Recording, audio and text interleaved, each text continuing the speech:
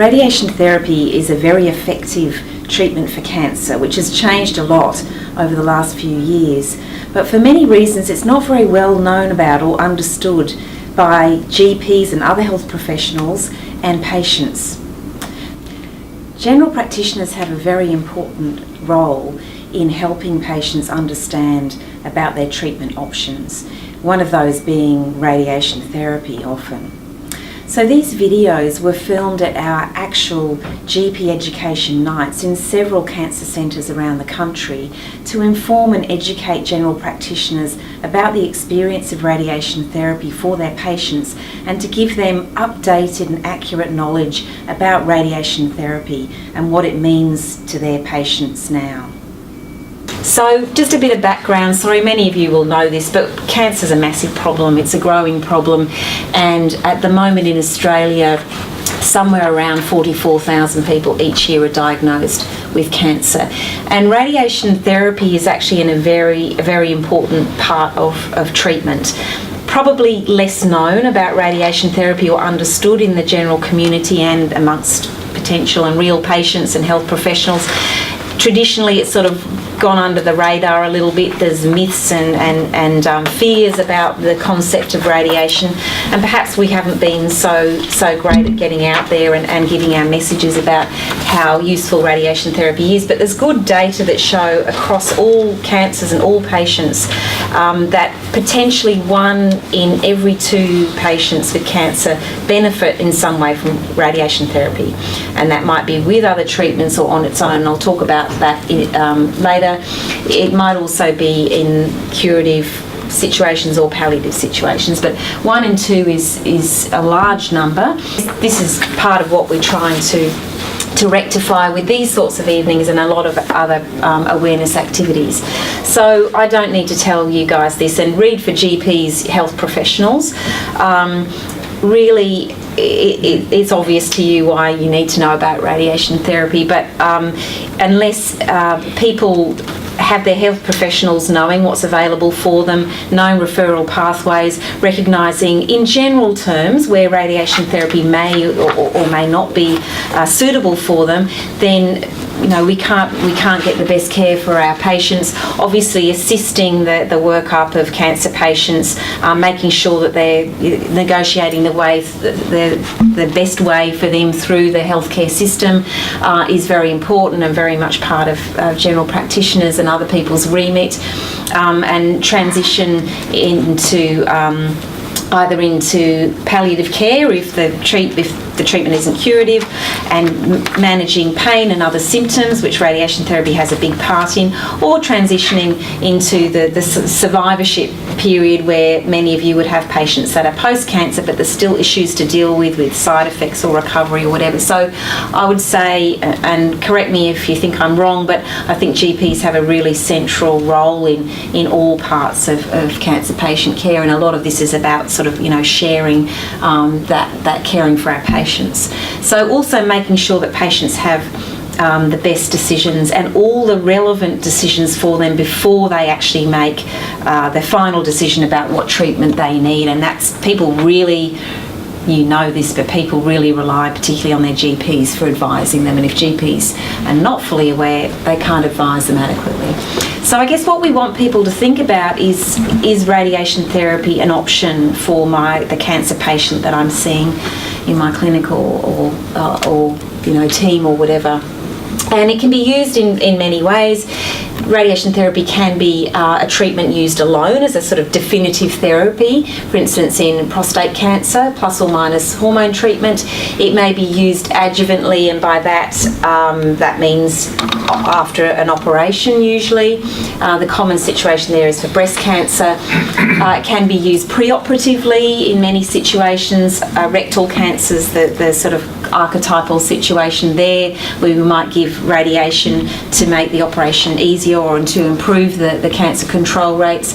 Often we combine it with chemotherapy, either given at the same time or again, chemotherapy, as you would well know, can be used adjuvantly after treatment. And a very important part of what we do is in palliation, particularly for bone pain and pain due to metastases, but also for other indications, as you know, spinal cord compression bleeding or other problems. So what are we going to do tonight? We're going to talk about just some basics of radiation therapy, and I'll quickly whip through that, but also an overview of what the process is. So what does it mean for a patient when they actually come in to see a radiation oncologist? The decision is made for them to have treatment and what the pathway is beyond that. And then we're going to go through a couple of typical, well, we hope they're typical cases. You tell us if they're not again, but things that it might be very reasonable for a general practitioner to be dealing with, and talk around those cases, and then introduce you, if we haven't already, to some of our resources. So the steps very quickly are obviously having a consultation, and I guess we would say that unless you see a radiation oncologist who's the expert in radiation oncology, people are really not adequately informed about radiation therapy. And we do see time and time again that we hear patients say, oh, well, you know, my other specialist told me about radiation and they told me this and they told me that, much of which may be not correct or may not be up to date or whatever. So we really want to empower GPs and other healthcare people and patients to seek second opinions, but not from another surgeon, for instance, but from a radiation oncologist, because we can help people with the correct information.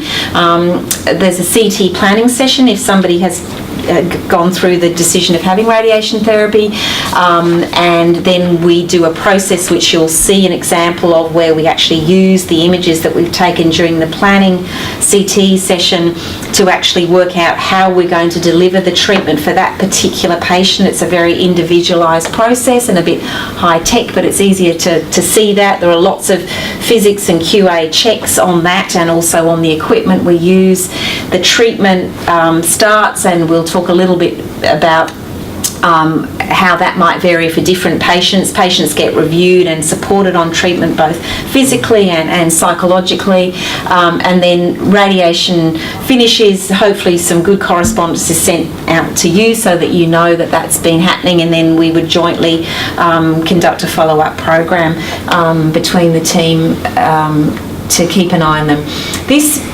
I'm not going to go through the detailed treatment process. You'll learn a lot when you go around. There's a 3-minute video on our website, which is targetingcancer.com.au, which is our official college professional website, written mainly for patients and potential consumers and carers and family members. But you'll also see that little button there on the right, that little orange thing that's on every page that says for GPs. There's a lot of health professional focused information there, including some general updates of papers that have been in the GP literature, some more videos and content more aligned to hopefully what you would want in terms of indications. There's an interactive site about the radiation oncology sites around actually all Australia and New Zealand that might be closest to your patient. Probably many of them that's here, but not necessarily.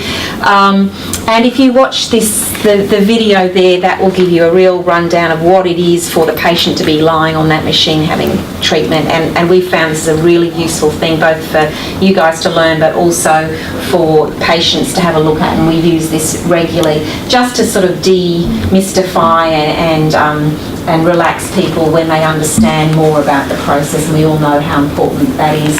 But on the site, this is just a screenshot of one of the pages. There's a lot of information, part of which is tube cancer site related, and a lot of it is in video and patient stories and professional stories. So I really encourage you to have a look and show that to your patients.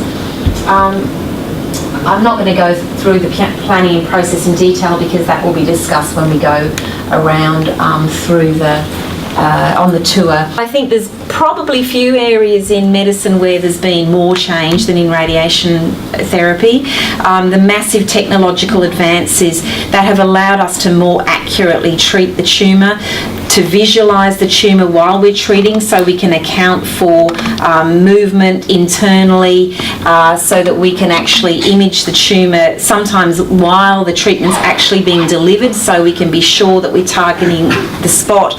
And what that basically has led to is better patient outcomes, lower risks of side effects, higher chance of cure or effect, whatever that effect might be, and we can actually push the doses up in a way to achieve much better outcomes than we could in the past. Okay, but what does it mean for patients? I mean, I'm sounding like a techno head. I'm not really. This is, you know, it does have great benefits for patients, but what does that actually mean when you've got somebody that's coming for their treatment?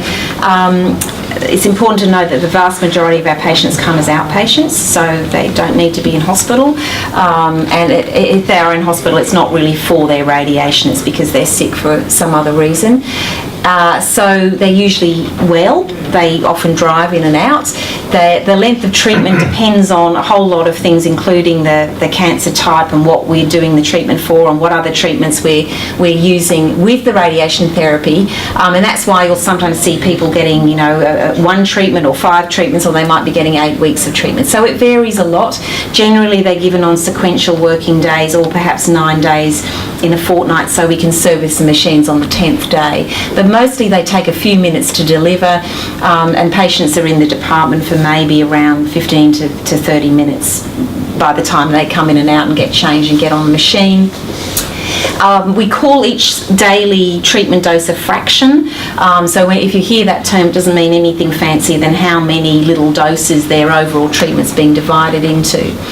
So patients, as I said, can generally work through treatment or do their normal activities. If they're not working, they can drive and park and go home. Most people say the parking is the worst bit of radiation. Not at Springfield. I was just going to say that. It's the worst bit of radiation therapy, but not at Springfield. And they can often have preference about, you know, what time they come. And people can work around that. So it's really, I'm not trying to trivialise it, but it's not like, you know, 8 or 6 or whatever solid weeks of being you know, tied to the machine. Really is a fairly easy process to integrate into somebody's normal life.